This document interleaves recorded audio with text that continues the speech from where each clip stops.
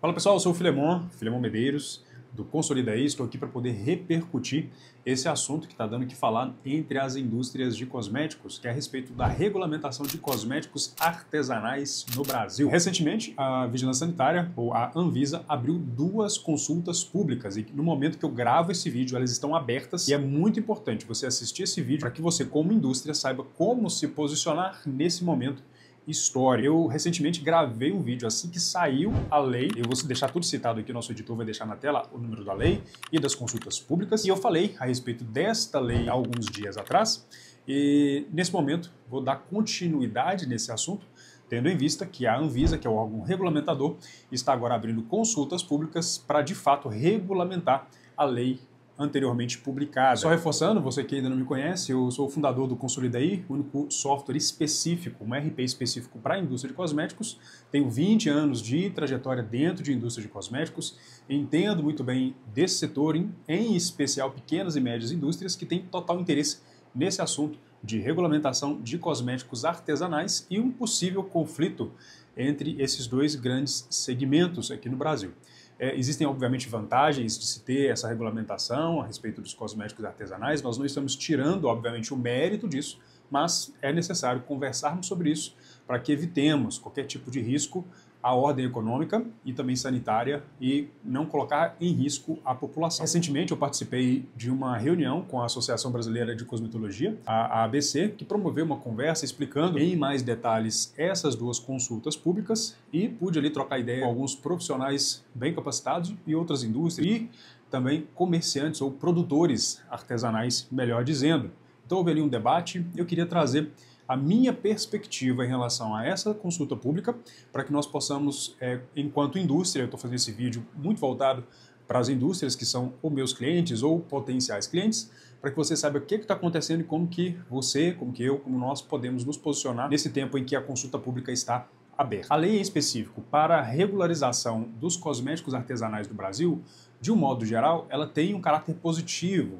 É dito que tem um caráter social, de modo que aqueles produtores, pequenos produtores que já fabricam, que já têm esse ganha-pão, esse comércio, essa comercialização de produtos artesanais, possam agora estar dentro da lei, não fiquem informais. E esse é um lado muito bonito da lei, faz todo sentido, eu concordo com isso, mas existem alguns riscos que são necessários a serem tomados cuidados. A Anvisa trouxe essas 2 consultas públicas do texto em relação à regulamentação da lei, tentando contornar e corrigir algumas possibilidades de problemas futuros, dentre eles em relação a risco de saúde e também a risco de abertura de fábricas clandestinas, se a gente pode dizer assim, tentando se enquadrar na característica de cosméticos artesanais. Mas ainda assim existe o risco sanitário, existe o risco de desigualdade de competição em termos sanitários, porque uma indústria é extremamente regulamentada e um cosmético artesanal, apesar de precisar de sofrer sim uma flexibilização, alguma forma de tratativa específica, também tem que ter cuidados sanitários, não se pode negar a necessidade disso, senão há uma competição desigual. E lembrando que as indústrias de cosméticos, existem muitas, a maioria das indústrias de cosméticos são de pequeno porte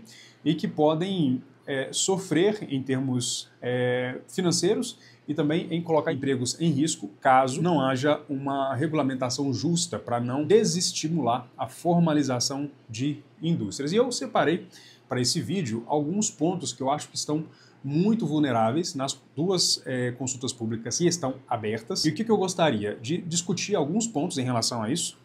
Vou pedir ao editor para poder ir pontuando aqui cada um desses pontos que eu entendi como necessários de serem revistos, revisados, e estamos no momento para isso. Então, ao final desse vídeo, eu vou deixar um texto que você, como indústria de cosméticos, pode enviar nessa consulta pública, de modo a aumentar o número de pessoas, de indústrias, de interessados, enviando uma solicitação semelhante. Caso você concorde plenamente ou parcialmente, você pode, obviamente, ajustar esse texto. Eu estarei enviando com base na minha percepção em relação a essa consulta pública, mas o objetivo é que você, indústria de cosméticos, você que tem interesse ou que pensa como eu, possa também se posicionar, porque, repito, esse é um momento de diálogo, a lei está sendo discutida, ou melhor, a regulamentação da lei está sendo discutida, então o momento de falar e ser ouvido com mais probabilidade é exatamente agora. Então, vamos lá aos principais pontos. O primeiro ponto, e grande ponto, talvez seja o guarda-chuva para todos os demais, é a questão de que uma liberdade ela precisa estar muito atrelada ou fortemente atrelada a uma responsabilidade. Por que eu digo isso?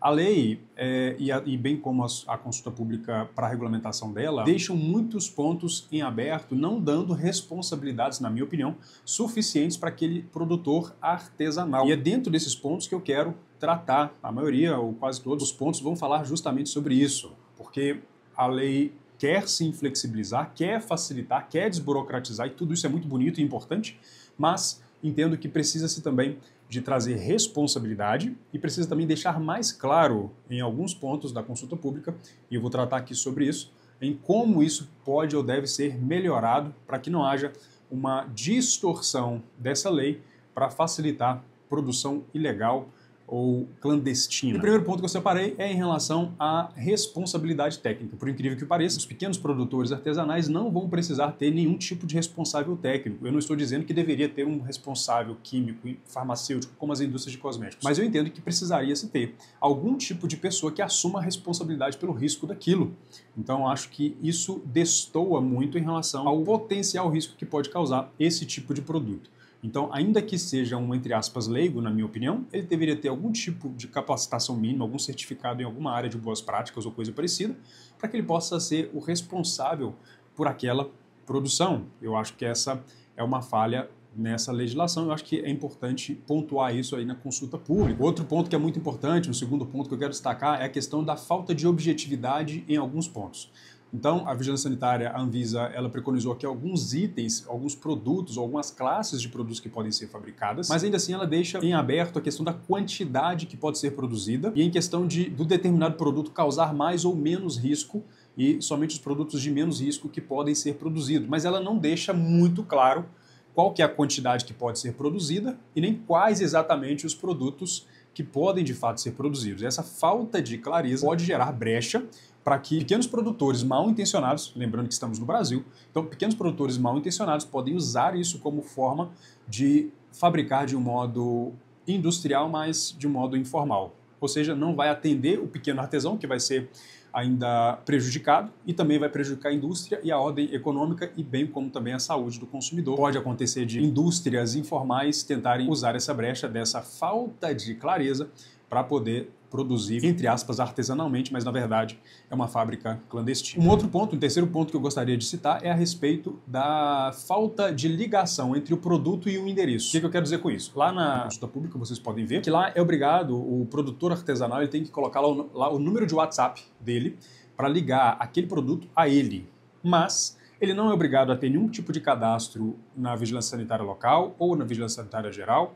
E também ele não é obrigado a ter um MEI. Eu imagino que o mundo ideal seria que todos eles tivessem a obrigatoriedade de ter um CNPJ ali na rotulagem, ainda que seja um MEI. Por quê? Ali você conseguiria ligar o produtor a um endereço. Porque como que uma vigilância sanitária local vai inspecionar, e isso está como obrigatório, né, que a vigilância sanitária já está previsto que a vigilância sanitária local ela poderá fazer inspeções nessa pequena fábrica, ou melhor, nessa fábrica artesanal. Mas se não tiver o endereço, como ela vai descobrir? Ela vai ter que investigar, ela vai ter que fazer papel de polícia. Então não faz muito sentido você deixar apenas o número de WhatsApp e não conseguir ligar aquele produto a um endereço propriamente de fabricação para que possa ser feita algum tipo de inspeção. Num caso de denúncia, possa ser feito uma inspeção surpresa, assim como acontece em todas as indústrias em todo o Brasil. Então não seria nada difícil se colocar um endereço, tendo em vista que, se é produzido artesanalmente, tem um endereço de produção, né? Qual que seria a dificuldade desse pequeno artesão ter ali o seu CNPJ, pagar ali menos de R$100 por mês para poder ter essa legalização do seu CNPJ, e naquele CNPJ vai ter um endereço que é o endereço de produção. Isso traria muito mais segurança a esse processo. Talvez esse seja o ponto que mais, na minha opinião, mais ficou deixando a desejar nessa legislação e nessa regulamentação da lei. E o quarto ponto que eu gostaria de destacar é a questão de que na consulta pública fala de venda direto ao público. Então, o produto é considerado artesanal se ele é vendido direto ao público. Mas quem garante que o artesão não vai vender isso na internet e falar que é uma venda direto ao público, tendo em vista que vai ser de fato uma venda direto ao público, porque ele está vendendo pessoa física a pessoa física. Então, eu vejo que esse é um ponto que pode gerar muitos problemas, inclusive sanitários, que a pessoa pode fabricar em uma escala que ela não é definida, né? Então ele pode fabricar, dizer que ele produziu 1000 unidades em escala artesanal, fabricou, produziu aquilo, vendeu ali na internet, 1 a 1, pessoa física, e assim a gente ter uma desordem e o não cumprimento do objetivo inicial da lei, que é justamente ter essa questão social, para que aquele legítimo, né, ressalto, não estou aqui combatendo de modo algum o legítimo artesão. Esse legítimo artesão, ele não impacta em praticamente nada na ordem econômica para uma indústria de cosméticos ou na questão de empregabilidade dos funcionários de uma indústria, ou há um pequeno impacto, talvez eu possa assim dizer, de uma pessoa que produz ali 10, 20 sabonetes e vende para os seus vizinhos. O que eu estou falando aqui é que está sendo feita uma lei e regulamentando uma lei que, se não bem regulamentada, vai gerar pretexto para uma expansão, uma multiplicação de fábricas clandestinas, trazendo prejuízos de saúde e trazendo prejuízos econômicos, tendo em vista que há uma regulamentação muito pesada para as indústrias de cosméticos formais que, destaco, lutam para sobreviver no Brasil. Não é fácil, eu acompanho a realidade das indústrias no Brasil, não é fácil sobreviver em indústria de cosméticos aqui no Brasil. São muitas as regulamentações, são muitas as taxas, e se fizer uma legislação desigual, vai desestimular o crescimento e a industrialização do nosso país. Então, para fechar esses pontos, esses 4 pontos que eu listei aqui, são lá no texto que eu vou deixar de sugestão, vai ter algo mais completo, você pode acompanhar por lá, senão o vídeo ficaria muito longo, mas é basicamente ter uma liberdade para os artesãos, mas também com responsabilidade, e que a Vigilância Sanitária Geral, ou melhor, a Anvisa, tenha esse cuidado de cercar, lembrando que estamos no Brasil, e não se pode deixar brecha nessa lei e nem nessa regulamentação para que haja assim uma justiça, tanto para a indústria quanto para o legítimo pequeno artesão. Então eu vou deixar algum link aqui na descrição, em algum local, com essa sugestão de texto para que você envie. Não precisa enviá-lo na íntegra, revise, faça a sua revisão própria e envie algum tipo de comentário do que você entende das 2 consultas públicas que estão em vigor, pelo menos nesse dia de gravação desse vídeo. Eu vou deixar aqui nesse vídeo também a data que isso vence, para que você saiba se ainda dá tempo de você participar dessa consulta pública, e todo o envio, com toda certeza, será bem pesado, bem avaliado, assim a gente espera pelo menos, pela Agência Nacional de Vigilância Sanitária. E é isso, pessoal, então já vamos caminhar para o encerramento desse vídeo. Queria reforçar a respeito do Consolidaí, único software específico para a indústria de cosméticos no Brasil.